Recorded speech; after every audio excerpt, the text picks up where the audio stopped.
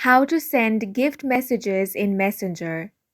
Hi guys, welcome to our channel. Let's begin. If you want to send gift messages in Messenger, open the Messenger app first.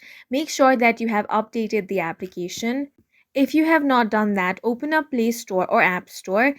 You want to tap on the search bar and here search for Messenger. If you find the update button, tap on that and update the application to the latest version. Now sign into your account, then open up any conversation. Tap on this message box and type in your message. Then, before you send it, you want to tap on the search button.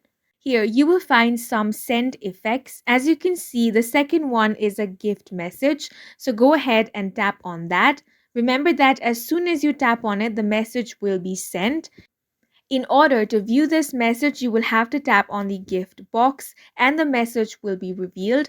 And that's it for this video. If you found it helpful, please make sure to hit the like button and subscribe for more videos like this.